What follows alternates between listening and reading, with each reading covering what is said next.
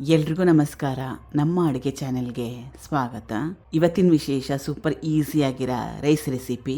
Tiffin ಬಾಕ್ಸ್ಗೆ, lunch ಬಾಕ್ಸ್ಗೆ, ಬೆಳಿಗ್ಗೆ ತಿಂಡಿ ನಿಮ್ಗೆ ಯಾವಾಗ ಇಷ್ಟ ಆವಾಗ ಮಾಡ್ಕೊಂಡು ತಿನ್ಬೋದು. ಮೊದಲನೇ ಸ್ಟೆಪ್ಪಲ್ಲಿ ಬಾಣಲೆ ಇಟ್ಕೊಂಡಿದ್ದೀನಿ. 1-2 ಚಮಚದಷ್ಟು ಎಣ್ಣೆ ಕ್ವಾಂಟಿಟಿ ಜಾಸ್ತಿ ಅನ್ಸಿದ್ರೆ ಕಡಿಮೆ ಹಾಕ್ಕೊಳ್ಳಿ. ಎಣ್ಣೆ ಬಿಸಿ ಆದಮೇಲೆ ಉದ್ದಿನಬೇಳೆ ಮತ್ತು ಸಾಸಿವೆ 2 ಸಣ್ಣ ಚಮಚದಲ್ಲಿ ತಲಾ 1 ಚಮಚದಷ್ಟು.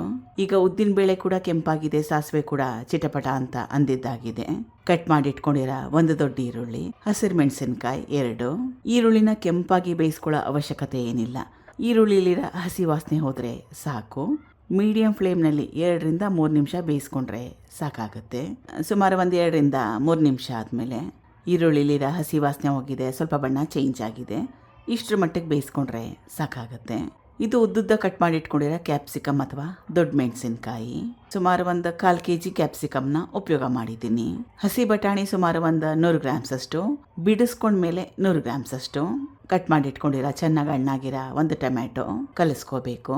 ಈಗ ಕ್ಯಾಪ್ಸಿಕಮ್, ಟೊಮ್ಯಾಟೊ, ಹಸಿ ಬಟಾಣಿ ಮೆತ್ತಗಾಗೋವರೆಗೂ ಬೇಯಿಸ್ಕೋಬೇಕು. 3 ಪದಾರ್ಥಗಳು ಬೇಗ ಬೆಂದೋಗ್ತವೆ. ಸುಮಾರು 5 ನಿಮಿಷ ಮೀಡಿಯಂ ಫ್ಲೇಮ್ನಲ್ಲಿ ಬೇಯಿಸ್ಕೊಂಡ್ರೆ ಸಾಕಾಗುತ್ತೆ. ಮುಚ್ಚಿಟ್ಟು ಬೇಯಿಸ್ಕೊಂಡ್ರೆ ಬೇಗ ಆಗೋಗುತ್ತೆ. ಈಗ ತರಕಾರಿಗಳೆಲ್ಲ ಚೆನ್ನಾಗಿ ಬೆಂದಿದೆ. 5 ನಿಮಿಷ ಬೇಯಿಸ್ಕೊಂಡಿದ್ದೆ ಮೀಡಿಯಂ ಫ್ಲೇಮ್ನಲ್ಲಿ. ಇದು ಸ್ವಲ್ಪ ಅರಿಶಿನ, ಅಚ್ಕಾರದ ಪುಡಿ ಸಣ್ಣ ಚಮಚದಲ್ಲಿ 1 ಚಮಚದಷ್ಟು, ಧನಿಯಾ ಪುಡಿ ಇದು ಸಣ್ಣ ಚಮಚದಲ್ಲಿ 1 ಚಮಚದಷ್ಟು. ಇದು ವಾಂಗಿಬಾತ್ ಪುಡಿ ದೊಡ್ಡ ಚಮಚದಲ್ಲಿ 1 ಚಮಚದಷ್ಟು. ವಾಂಗಿಬಾತ್ ಪುಡಿ ಮನೇಲಿಲ್ಲ ಅಂದರೆ ಗರಂ ಮಸಾಲೆ ಇದ್ದರೆ ಅದನ್ನೊಂದು ಸ್ವಲ್ಪ ಉಪಯೋಗ ಮಾಡ್ಬೋದು.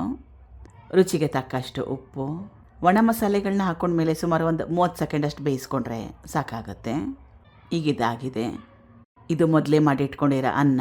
ರೈಸ್ ರೆಸಿಪಿ ಇದ್ದರೆ ಅನ್ನನ ಉದುರುದ್ರಾಗಿ ಮಾಡಿಕೊಂಡ್ರೆ ಚೆನ್ನಾಗಿರುತ್ತೆ. ಯಾವ ಅಕ್ಕಿ ಆದ್ರೂ ಪರವಾಗಿಲ್ಲ.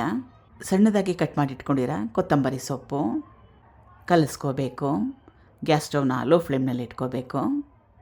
ಕಲಿಸ್ಕೊಂಡಿದ್ದಾಗಿದೆ. ಕೊನೆಯಲ್ಲಿ ಲಿಂಬೆ ರಸನ ಹಾಕೊಂಡ್ಮೇಲೆ ಗ್ಯಾಸ್ ಸ್ಟವ್ನ ಆಫ್ ಮಾಡ್ಕೋಬೇಕು. ಮತ್ತೊಮ್ಮೆ ಕಲಿಸ್ಕೋಬೇಕು. ಟ್ರೈ ಮಾಡಿ ನೋಡಿ. ಸಖತ್ ಟೇಸ್ಟಿಯಾಗಿರೋ, ಆರೋಗ್ಯಕರವಾಗಿರೋ ಅಂಥ ರೆಸಿಪಿ ಎಲ್ಲರಿಗೂ ಇಷ್ಟ ಕೂಡ ಆಗುತ್ತೆ. Thank you for watching. ಧನ್ಯವಾದಗಳು.